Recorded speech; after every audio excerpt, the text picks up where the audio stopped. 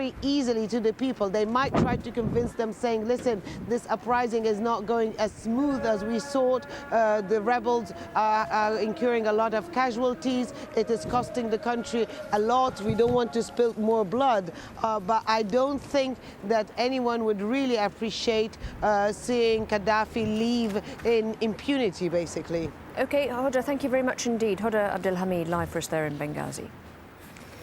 Violence is spreading right across Libya as rebels and pro-Gaddafi forces battle for control over key towns and cities. Hospitals are struggling to cope with the injured and people are fleeing for their lives. The town of Ras Lanuf has suffered several airstrikes, according to witnesses. It's a strategic coastal town with a major oil refinery and the infrastructure needed to get the oil to market. Jackie Rowland reports from eastern Libya. The rebels of eastern Libya have become mired in a battle for 50 kilometres of desert terrain. Each time they try to advance on Bin Jawad, pro-Gaddafi troops push them back.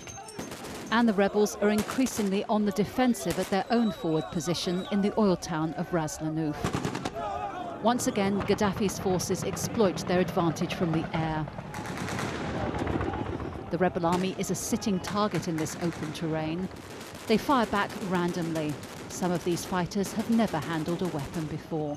What happened is that a warplane came and started to bomb a water plant that feeds the Ras Lanuf area, including hospitals and businesses in the city. The hospitals of eastern Libya are inundated with the wounded. This man has been shot in the spine. Doctors fear he may be paralysed from the neck down. But most of the injuries are not sustained in fighting against Gaddafi's forces.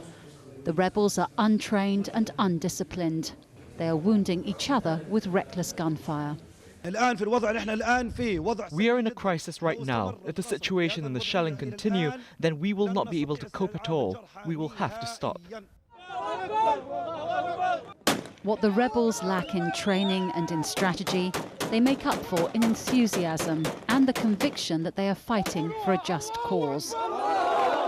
But this is not enough to break through Gaddafi's forces, who appear to have drawn a line in the sand just outside Bin Jawad. This far, but no further. Bin Jawad is less than 200 kilometres from Gaddafi's stronghold of Sirte, and that's perilously close. Sirte is home to Gaddafi's tribe, where he can command most loyal support. There's also an important military base there with heavy weapons. If Sirte were to fall into rebel hands, that would be the beginning of the end for Muammar Gaddafi. Jackie Rowland, Al Jazeera in eastern Libya. Well, Al Jazeera's Anita McNaught joins me on the line from Tripoli now. She is monitored by the Libyan government. So, Anita, what are you hearing about those negotiations? Very little in Tripoli, I have to say, and to explain exactly what's been going on this afternoon, the attention of the entire international press corps had been captured by the promise of an appearance by Muammar Gaddafi at the Premier Hotel that most of the journalists are gently being kept in under close watch. But that was 4 or 5 hours ago that the word went out, and the man has not appeared, nor does anyone feel that there needs to be an explanation for that. So a great deal of time again is being wasted by this. It's not untypical, of course, for him to be late for any appointments or to say he will come and not come. That's where we are this evening. And how likely, I mean, if you're able to say, how likely would he be, do you think, to want some kind of deal?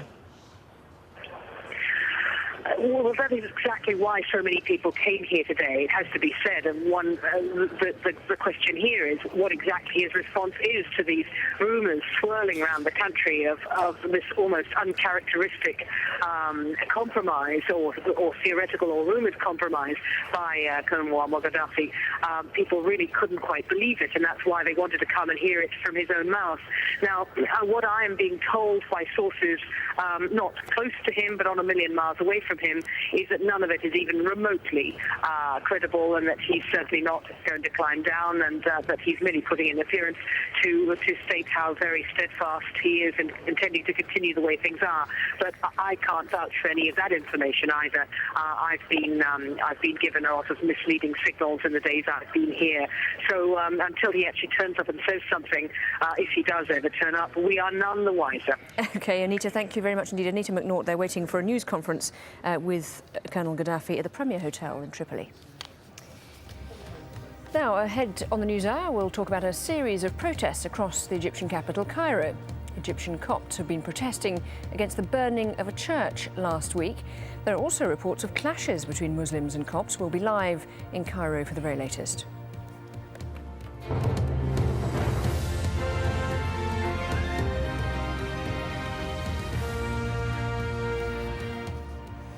The French and British missions at the United Nations are continuing to work on a draft United Nations resolution that would lead to the creation of a no-fly zone over Libya. Let's go over to Shihab Ratanzi in our Washington Broadcast Centre even for the details. Shihab?